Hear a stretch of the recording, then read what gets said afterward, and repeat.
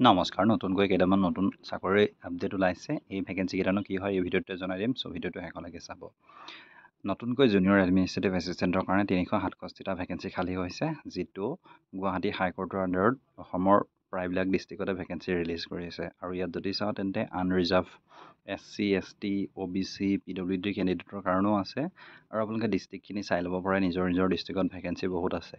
আৰু ইয়াত যিটো দৰমহাটো 14,000 পৰা 70,000 টকা প্ৰদান কৰিব, আৰু যিটো গ্ৰেড পে 6,200, আৰু তাৰ উপৰি আদাৰ এলাউঞ্চেছ আছে। ইয়াৰ কাৰণে বয়সৰ সীমা মেক্সিমাম 40 বছৰলৈকে আবেদন কৰিব পাৰিব, PWD হ'লে 50 বছৰলৈকে পাৰিব। আৰু এডুকেশ্যন কোৱালিফিকেশ্যন যদি চাই তেন্তে আপুনি UGC আণ্ডাৰত আপুনি গ্ৰেজুৱেশ্যন কৰিলেই ইয়াৰ কাৰণে আবেদন কৰিব পাৰিব। তাৰ উপৰি আপোনাৰ কম্পিউটাৰ ডিপ্ল'মা লাগিব, মিনিমাম 3 মাহ। অফিচিয়েল লেংগুৱেজ জনা হ'ব লাগিব। আবেদন মাচুল যদি চাই তেন্তে 250 হয়, আদাৰ্ছৰ কাৰণে 500 আছে। আৰু ইয়াৰ কাৰণে অনলাইন আবেদন যদি কৰিব লাগে আপোনালোকে 15 জুলাইৰ পৰা অনলাইন আবেদন ষ্টাৰ্ট হ'ব।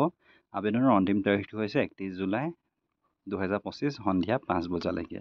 চ' ইমানেই আছিলে। চ' 15 তাৰিখৰ পৰা অনলাইন আবেদন হ'ব। ডেছক্ৰিপশ্যনত লিংক দি দিম, তাৰ পৰা আবেদন কৰিব পাৰিব। ধন্যবাদ।